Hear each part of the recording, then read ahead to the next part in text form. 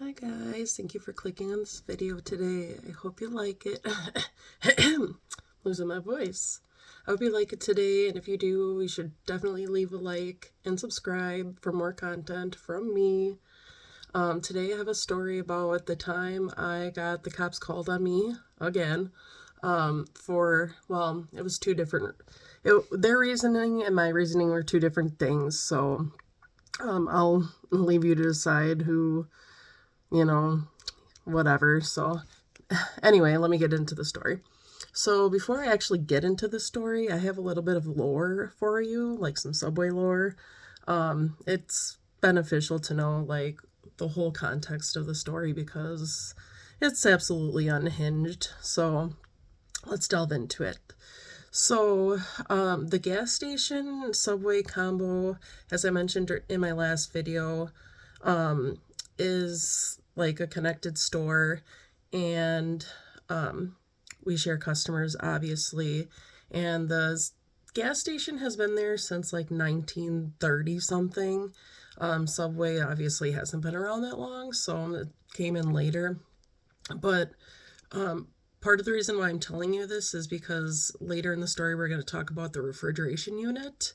And it's old. Like, it's old. So, I mean, I'm getting ahead of myself. So, let me just get back on track here.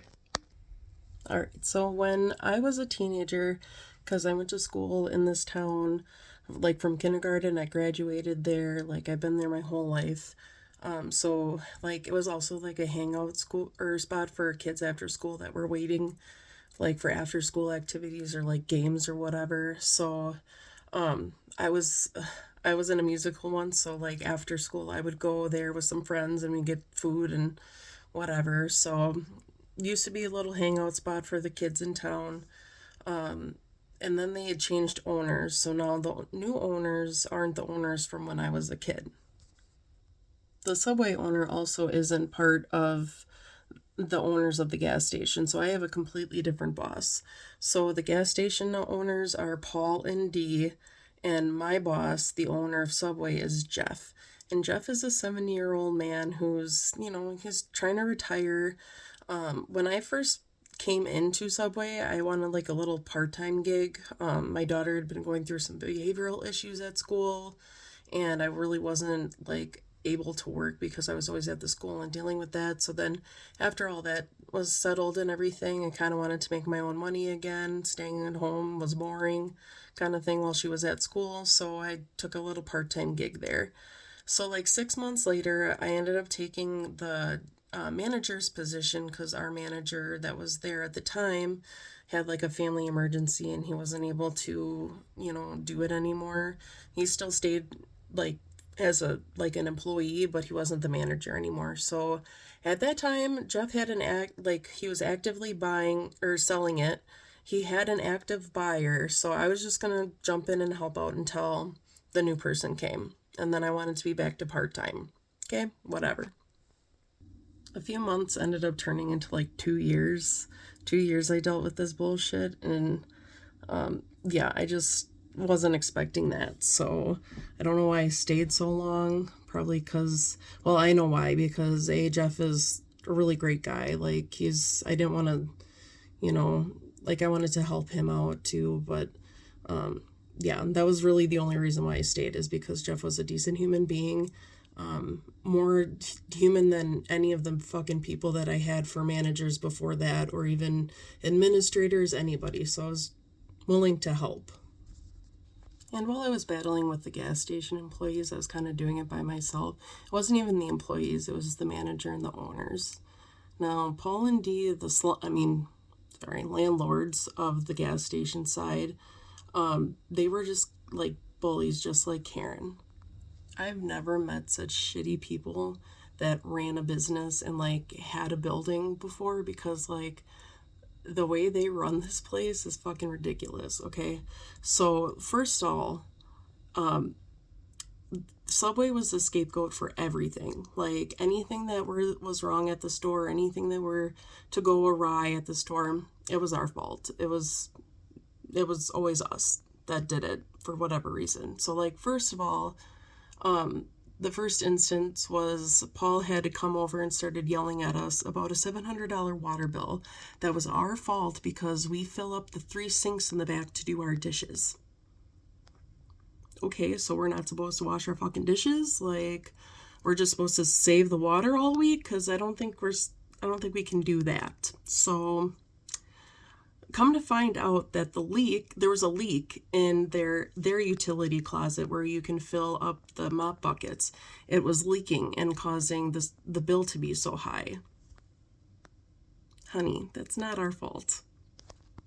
The next problem was the fact that they took the Subway booths that I don't know if Jeff paid for them or what. I would assume so because he paid out of pocket for a lot of the stuff at Subway. We had a couple of booths in there that they moved out of their way for everything. This place is a fucking warehouse. It's not even, nothing is like organized. It's just all kind of thrown around or stacked up or whatever. So they took our booths out to make room for more of their stuff. Ooh, excuse me. And threw them in the back and left them to rot and disintegrate, basically. They're basically unusable. They're like literally disintegrated. So I'd be pissed off if I was Jeff. I'd be asking for my money back. And so when we questioned them about it, they were like, "Oh, well, your employees were sitting at the booth, so they're not your employees, they're my employees. And if they want to fucking have a break and sit down, they're able to. You don't get to dictate where my employees fucking sit, okay, Dee and Paul?" And the fact that they even moved these booths to bring more product into their building is also ridiculous because they carry anything that anybody could ever want or need in their store. And it's stupid because right next to them is a Dollar General, and right next to the Dollar General is a fucking grocery store. So I'm sorry, but you don't need to be bringing all these products in and taking up all the space. For what? Because literally, you have 20 fucking coolers in there to hold anything anybody could ever want to drink. Why? Nobody needs everything. If you don't have it, well, too fucking bad, you know? And then they take all this product, like half of it, like 70% of it doesn't sell, so it's either in the trash or their employees are taking it home. And it's like, yeah, nobody wants your $8 fucking sour cream when they can go right down the store and get it for way cheaper. And then another thing that was our fault was the pest, like all the pest problems, because obviously we're a restaurant. We're gonna get bugs like flies, fruit flies, ants. You know, it happens. Wasps come in and they yell at us because we're not cleaning up after ourselves when it's literally a Subway. It's got food. They're gonna be attracted to anything, right? But it's on them because they don't spray for pests. They don't pay for the pesticide stuff or whatever because that's their Audi money. And they can't dip into their Audi fund. So they don't spray the fucking building for insects or rodents. That's just us. We should not sell food, apparently. So now let's talk about the cooler and the freezer situation. I'll talk about the freezer first because the cooler is the whole point of the story, kind of. So the problem with the freezer is that it was really, really small. There was only I think 4 racks or 4 shelving rack things that were in there for us to use. But since we had a lot of frozen product and they had a lot of refrigeration product, you know, we had the majority of the freezer space and they had a majority of the cooler space. Fair enough. Okay. Well, Karen would take her fucking Hostess snacks and her overpriced macaroons. Who the fuck is going to a gas station for macaroons? Not me. So she would take all that shit and put it neatly displayed on the rack, like not stacking it, nothing, just taking up the whole rack. And this rack used to hold our frozen cookies, so she took all the cookies and just threw them over wherever she felt like it. Okay, so no, No. So I would take her little Hostess snacks and I would neatly just stack them back up and make room for my cookies again. The next time I would go in there, the cookies would be on the floor, just thrown, wherever the fuck, wherever. So I would go in and I would neatly stack up the fucking Hostess and put it back, my cookies. I put my cookies back. And this was just ongoing. Like it just didn't end. So one day she came out of the freezer after, me moving my cookies and stuff back, and she came out and she went to say something to me. And I cut her off and I'm like, I don't want to fucking hear it. Whatever you have to fucking say, you can talk to Jeff about it. I don't want to fucking hear anything. So she looks at me and she, again, tries to talk, and I just keep cutting her off. I'm like, you keep doing this. You keep bringing up the fucking problem. You don't want to address it. You just keep taking my shit and throwing it wherever the fuck you want, and I ain't having it anymore. So you can talk to fucking Jeff. Jeff has some words for you, because Jeff was always like let's keep the peace. Let's just ignore them. And it's like, I ain't fucking ignoring anybody. If they're gonna continue to treat me like shit, I ain't ignoring it. So I told Jeff, the problem that was going on, they were throwing our stuff everywhere, and he was like, okay, I'll talk to them about it. So he ended up talking to them about it, and she still kept doing it. So there was this one specific time that I came into the freezer and saw that she had left all her stupid fucking Hostess snacks laid perfectly on that rack where my cookies are supposed to be. And I lost my shit. I took all those Hostess snacks and I'm throwing them everywhere. I'm chucking everything. Everything is flying around that fucking freezer. I was so pissed off because this has been months now of this stupid shit. Like, come on. Like, no. Okay? I went to Petty University. I trained with the best at Petty University, Miss Spanky Valentine. So whoop! If you know what I'm talking about, you know what I'm talking about. So I went to Petty University. I graduated. I'm going to be petty. I'm going to do it. So after that, I looked around, to find where my cookies are to put them back. And they were neatly placed on the top rack above the Hostess. Oops. So I went and put everything back. I wasn't going to be that rude. And I put everything back where it belonged and everything. I felt kind of bad after that. But I don't know. I felt a little justified too. But whatever. So the freezer wasn't a problem anymore. Up until I quit, it wasn't a problem. She never did anything. She never said anything. I think I won that battle. Okay, so then we get to the walk-in cooler situation. Okay, so as I mentioned earlier, the cooler has been there for like over 50 years, okay? That thing's been running for 50 years or more, okay? So with that being said, it would constantly break down all the time. It would be always hot. Like, we'd always have to like take our stuff and try to throw it in our little tiny coolers to save product and everything, or waste, whatever we couldn't save. It was every single fucking month. And then the cooler door was broken, so it would seep out all the cool air, so it's always warm. And then you had the vendors who would come in with their, pallets of sodas and drinks, and they'd park it in there, and they'd leave the door wide open while they're filling it. Why? Just shut the fucking door while you're in there. You're letting out all the fucking cool air. You're gonna break the fucking cooler. So I put a note up asking the vendors to shut the fucking cooler, because I'm sick of being blamed for it being broken, because it was always our fault, because we were always in there. We were always using it, because that's what a cooler's for. So always a problem, okay? And they would fix it like every month.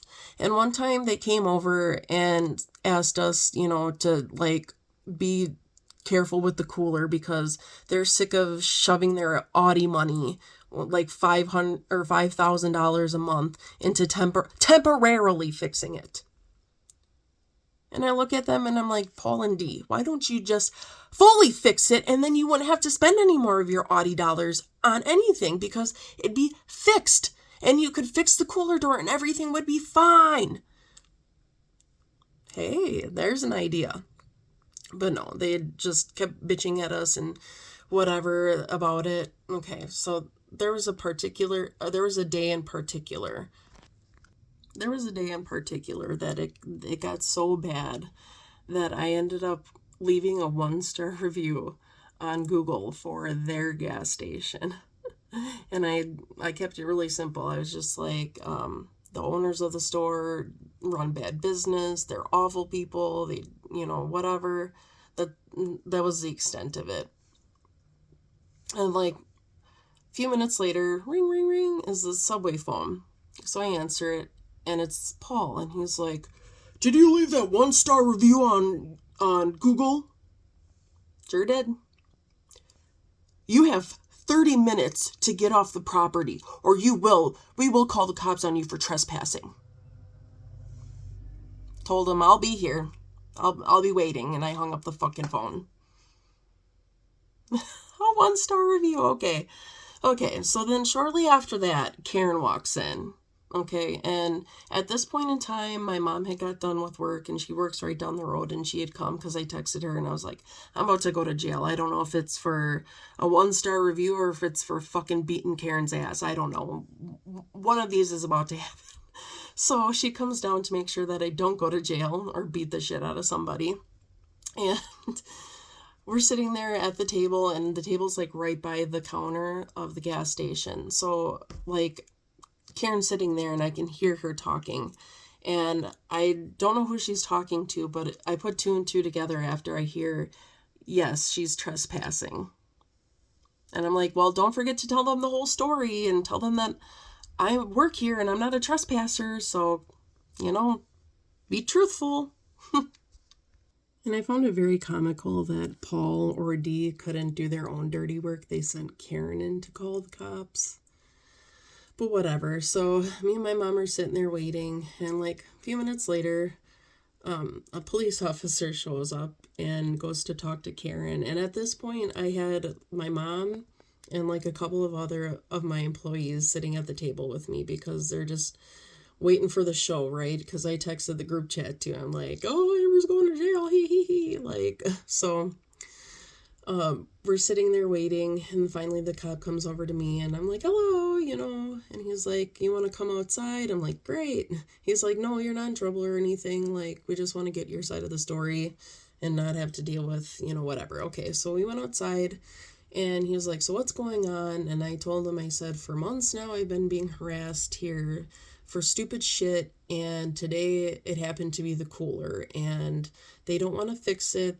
It's broken. They keep saying that we broke it, and we didn't. And it just particularly got so bad that I ended up leaving a 1-star review for the gas station. And he's like, 1-star review, what's that about?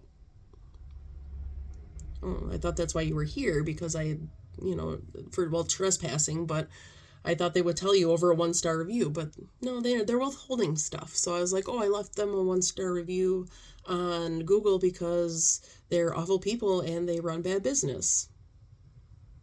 It's not a lie. It's not slander. It's true. So he was like, oh, okay. Well, I'm here because of a broken cooler door. And I'm like, it's been broken. It's not broken today. It's been broken. And I threw a fit and told them to fix it because they're throwing a fit that they have to pay $5,000 a month to fix it temporarily. And I told them to fix it permanently. And we wouldn't have this fucking issue. So that's the problem. I said, I'm sick of being harassed by them. They're always causing problems. You can ask anybody else in there. Like, they'll tell you that she causes problems all the time, and Paul and Dee are constantly harassing me. And it's, like, really fucking sickening. I said, this isn't the first time, or actually, this was the first time. This was the first time that they called the cops on me. So I was like, it was just, stupid. I said, this is the first time that we've had problems, I think is what I said. But I'm like, for them to call the cops because I left a 1-star review or whatever the fuck they want to say it was, it's dumb. So anyway, the cop we end up coming back into the store. He tells me to grab my stuff because I was done with my shift anyway. He was like, maybe you should just leave and let things die down and whatever. And I said, that's fine. I'm done with my shift anyway. I've been clocked out waiting for you to come. So I went in there and I grabbed my stuff, and across from the counter, is Karen sitting there, and she's just staring her cross-eyed cootie stare at me. And it's like, so I stared back at her, and I'm just like, I'm scarier, so don't fucking try me. So I ended up leaving. To wrap things up, I ended up leaving. The cops ended up talking to Karen. Some of my employees stuck around for that. She ended up like crying over it because nothing happened to me. They can't trespass me. I did nothing wrong. So they lost again. And yeah, so that was the time that Karen, a real fitting name for her, decided to call the cops on me over a 1-star review. Yeah. Thank you for watching. Anyway, thanks for watching. If you made it to the end, give it a like if you liked it. Subscribe for more content if you're interested, and I'll see you on the next one.